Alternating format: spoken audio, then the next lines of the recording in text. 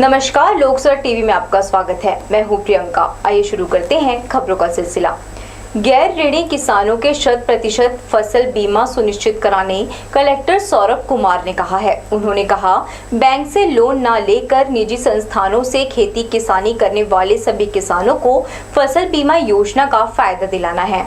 Monsoon आधारित खेती होने के कारण फसलों की अनिश्चितता को ध्यान में रखते हुए उन्होंने इस संबंध में कृषि, राजस्व और बैंक अधिकारियों को किसानों का आवश्यक सहयोग करने के निर्देश दिए हैं। मंगलवार को टीएल की बैठक में कलेक्टर ने राज्य सरकार की प्राथमिकता वाली योजनाओं की समीक्षा करते हुए इस आशय के निर्देश दिए हैं। कलेक्टर ने मानसून के आगमन को ध्यान में रखते हुए खेती किसानी की तैयारी की समीक्षा की। कलेक्टर ने कहा, स्कूलों के मरम्मत काम में और ज्यादा तेजी लाया जाए।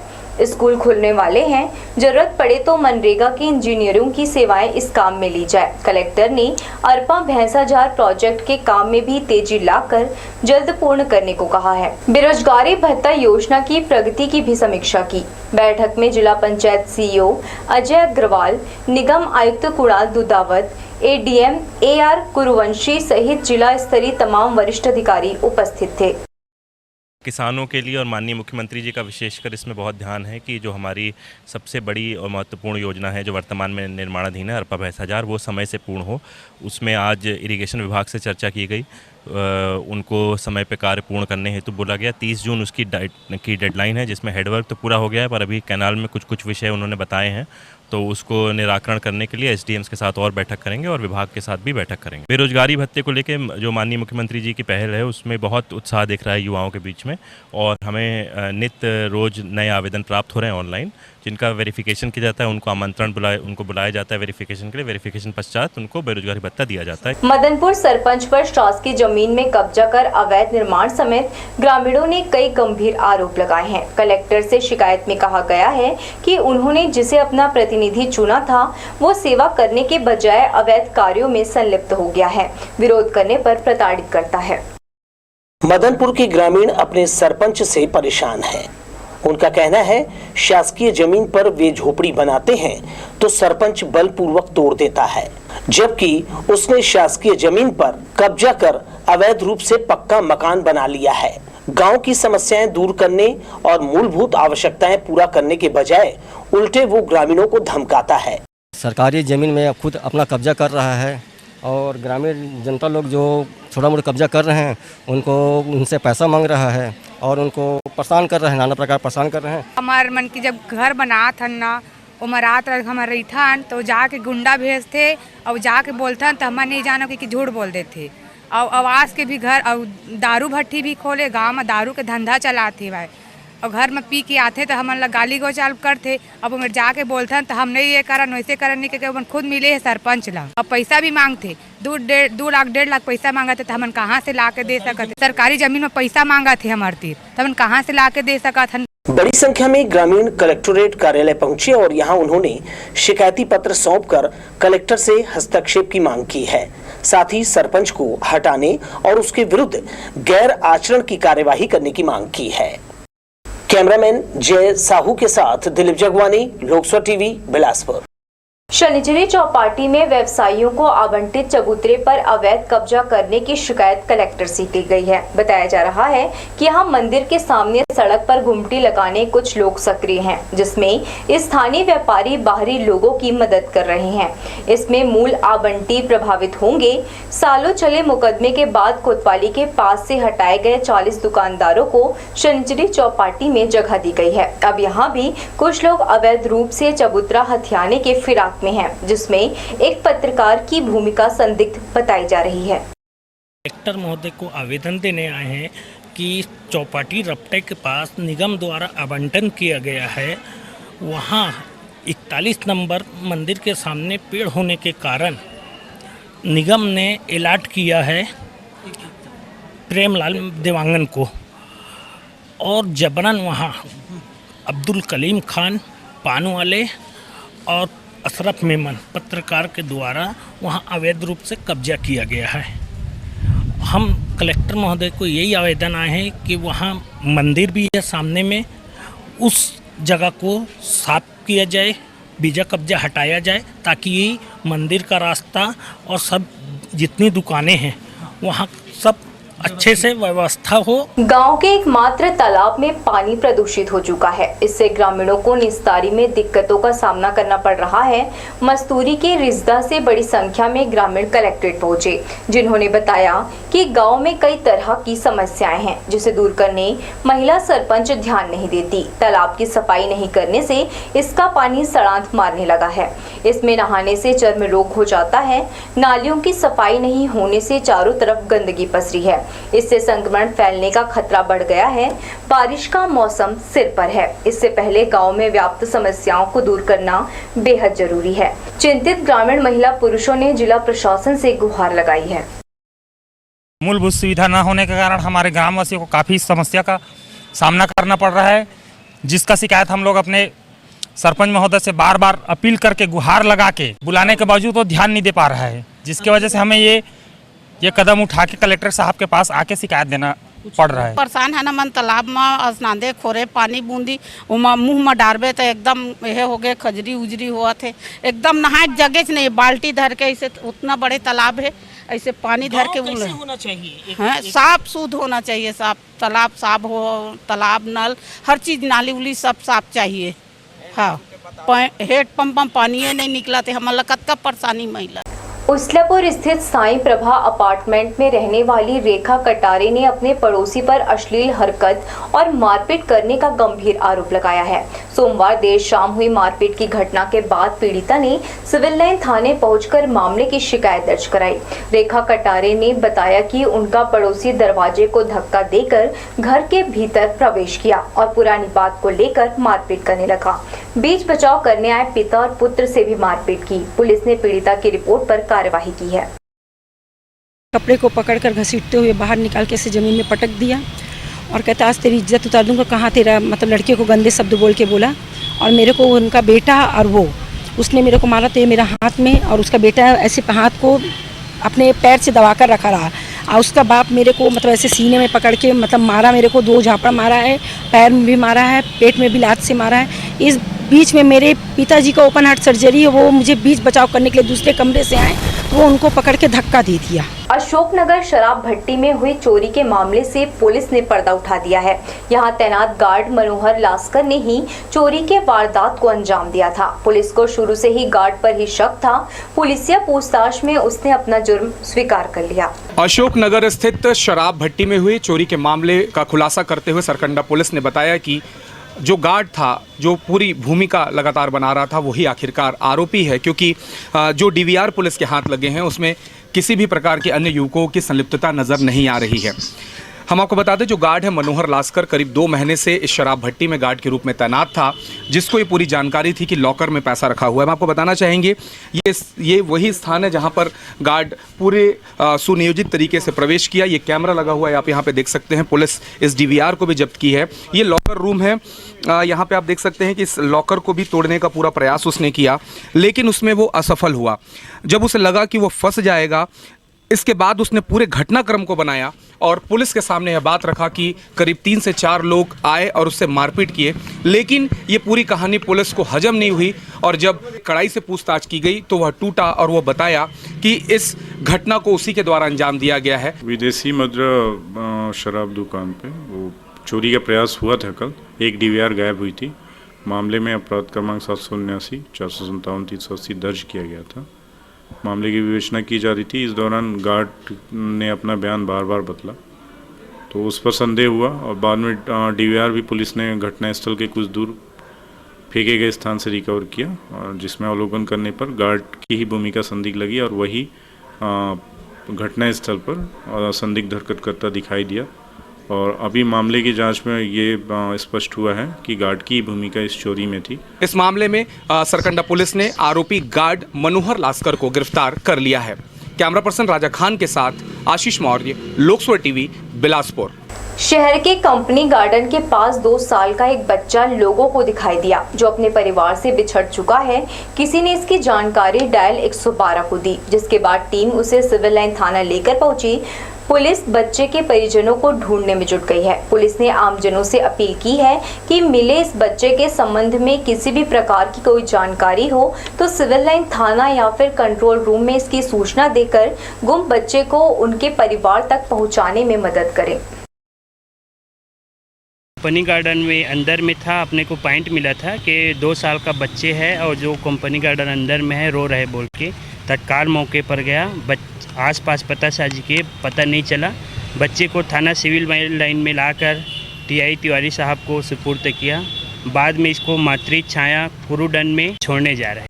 बिलासपुर में स्मार्ट सिटी परियोजना के तहत निर्माणाधीन प्रोजेक्ट की रफ्तार धीमी चल रही है।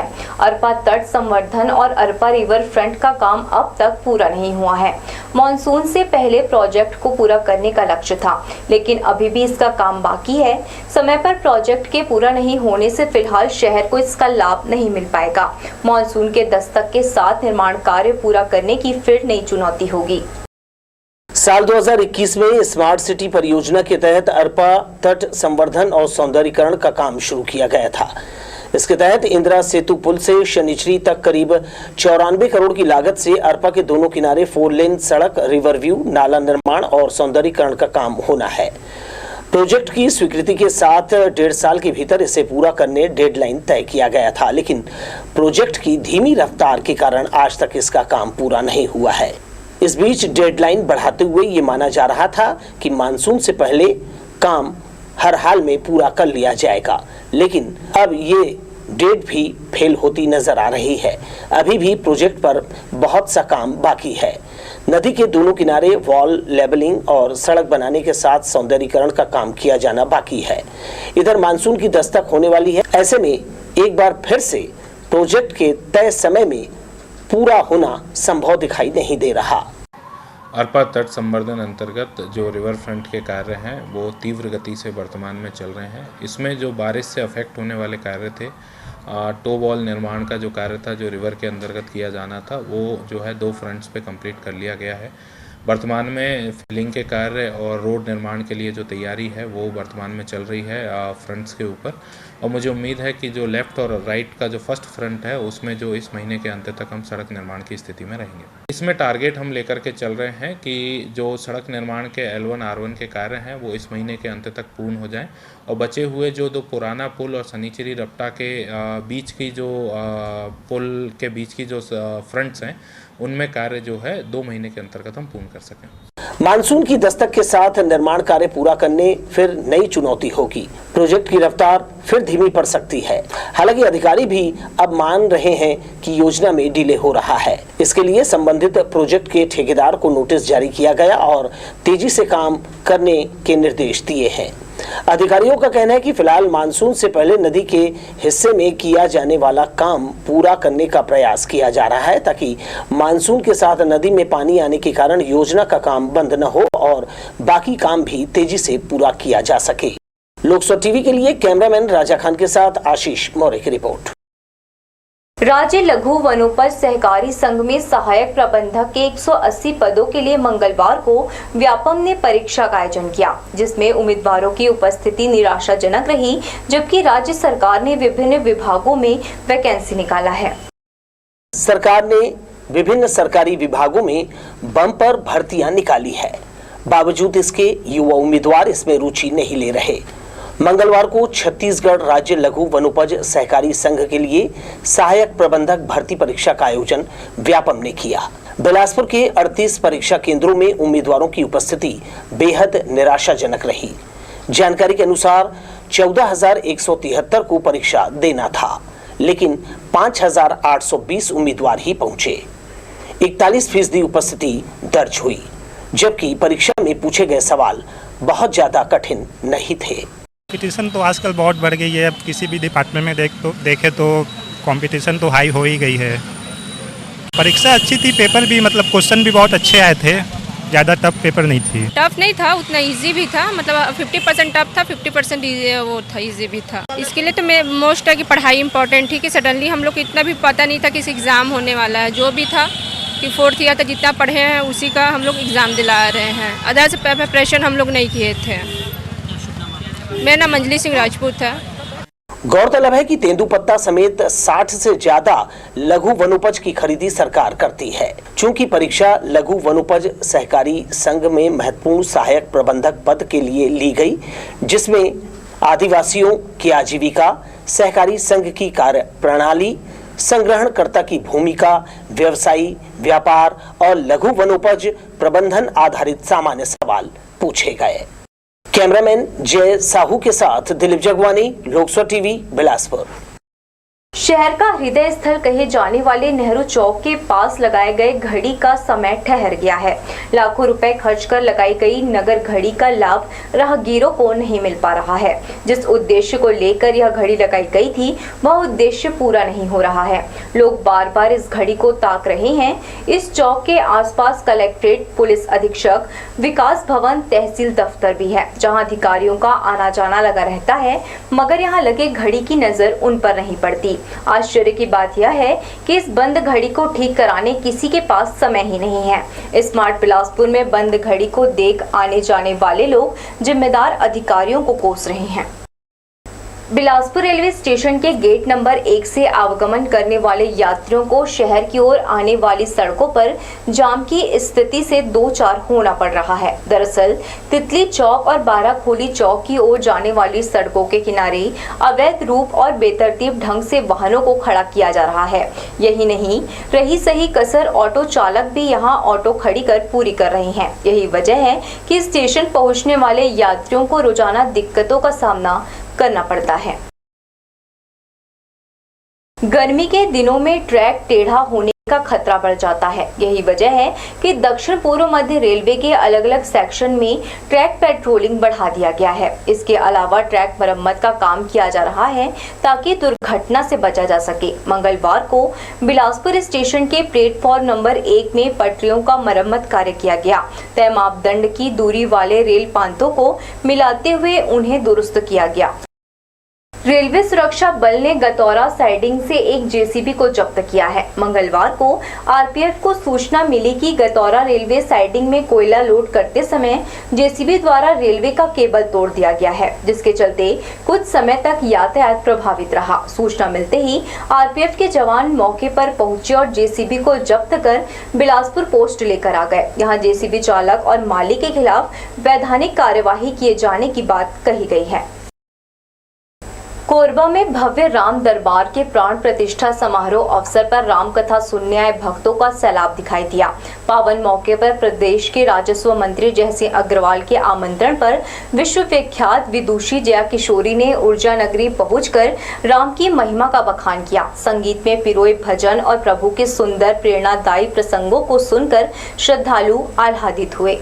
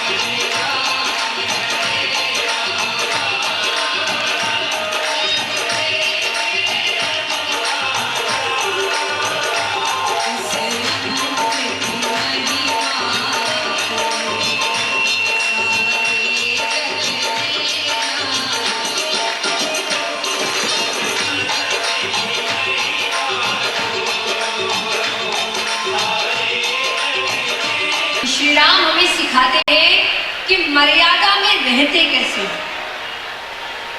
कि श्री राम हमें सिखाते हैं कि मर्यादा में रहते कैसे हैं, और श्री कृष्ण हमें सिखाते हैं कि मर्यादा में रखते कैसे हैं।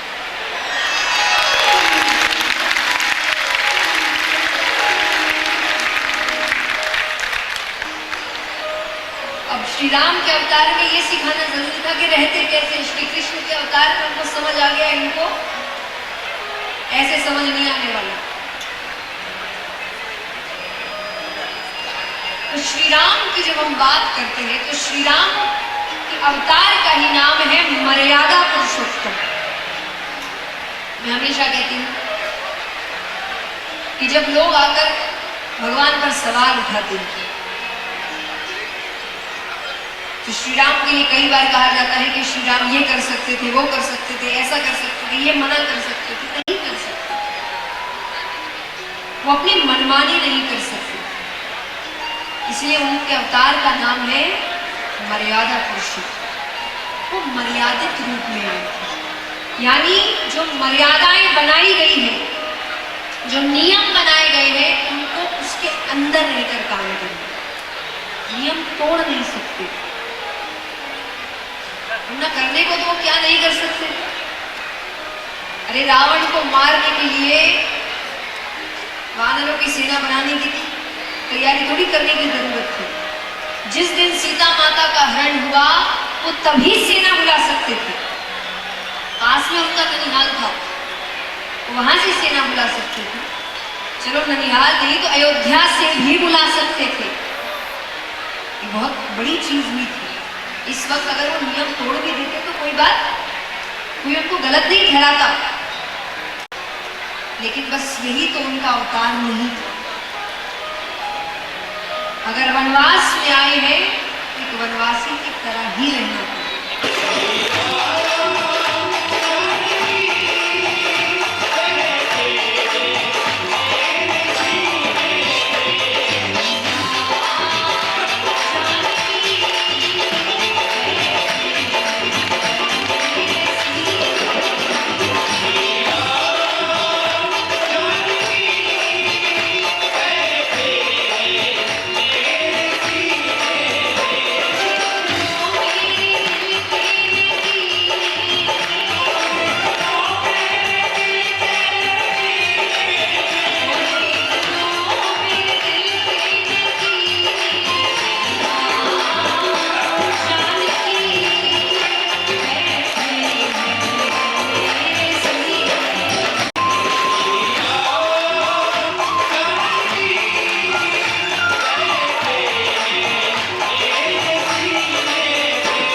हनुमान जी अमर हैं।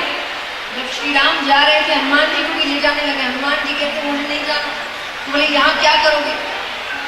वहां तो मैं हूं। बोले यहाँ आपकी कथा है। यहाँ पर भी हनुमान जी आए हैं। ये आपको पता है ना कि श्री राम की महिमा जहां पर भी होती है हनुमान जी वहां पहुंच जाते हैं। वो इसीलिए यहाँ रुके हैं, वरना वो भगवान के साथ चले गए होते। और उन्होंने कहा कि मुझे आपकी कथा सुननी है। तो जहां भी उनका नाम संकीर्तन होता है, उनकी कथा होती है, वो हर जगह रहते हैं। तो हनुमान जी की भक्ति तो यही सिखाती है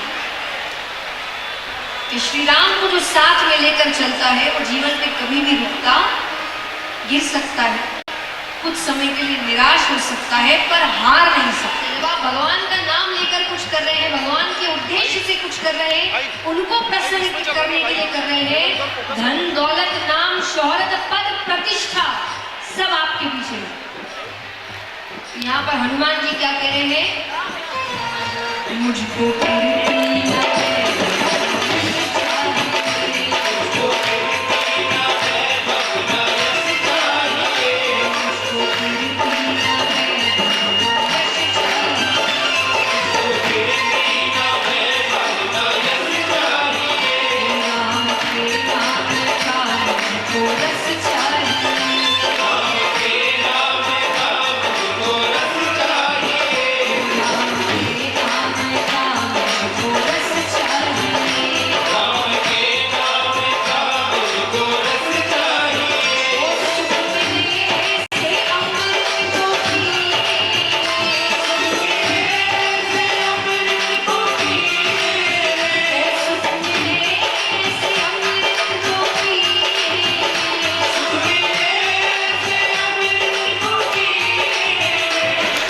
सजा दो घर को गुलशन सा, सजा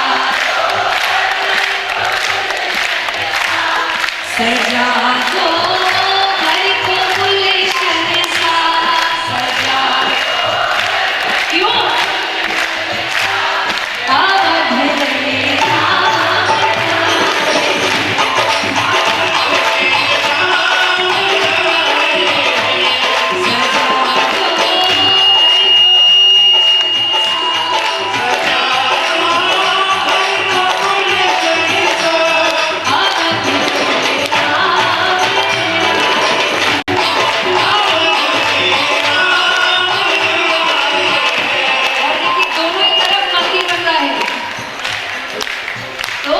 लगे कुटिया पे दुल्हन सी, लगे कुटिया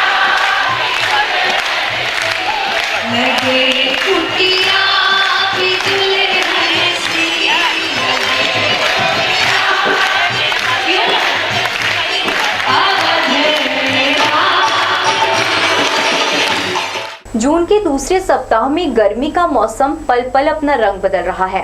दिन में मौसम के तेवर हाई और दोपहर 3 बजे के बाद मौसम में नरमी। मंगलवार को मौसम का हाल कुछ इसी तरह रहा। सुबह से दोपहर तक सूर्य देव की तीखी किरणें और गर्म हवा लोगों को झुलसाती रही। उमस भरी गर्मी ने लोगों को खूब हलाकान किया। आलम यह है कि लोग इससे बचने कई तरह के उपाय भी करते नजर आए, लेकिन दोपहर बाद मौसम ने करवट ली और बादल ने सूर्य देव को ढक दिया। इससे लोगों ने कुछ देर राहत की सांस ली। प्रदेश के सभी जगहों पर भीषण गर्मी पड़ रही है। पूरे समय पसीने छुड़ाने वाली गर्मी और तेज तपिश से लोग परेशान हैं। गर्मी के कहर से मानसून के आने का लोगों को बेसब्री से इंतजार है, जिससे कुछ हद तक राहत मिले। इधर मौसम विभाग ने संभाग के जिलों में 15 जून को बारिश होने की संभावना जताई है। मौसम में हो रहे उतार चढ़ाव को लेकर लोग असमंजस की स्थिति में हैं। दिन को तेज धूप और शाम होते ही आंधी तूफान और बारिश शुरू हो जाती है। सोमवार रात में भी कुछ ऐसा ही नजारा देखने को मिला। हम आपको बता दें कि मानसून आने में अभी कुछ दिन बाकी है, लेकिन मौसम का मिजाज अभी से बदलने लगा है। हल्की बारिश होने से कुछ देर के लिए मौसम सुहाना हो गया। तो ये थी हमारी लोकसभा टीवी की तमाम खबरें। अगले बुलेटिन में आपसे फिर होगी मुलाकात। तब तक के लिए पूरी टीम के साथ प्रियंका को दीजिए इजाजत। नमस्कार।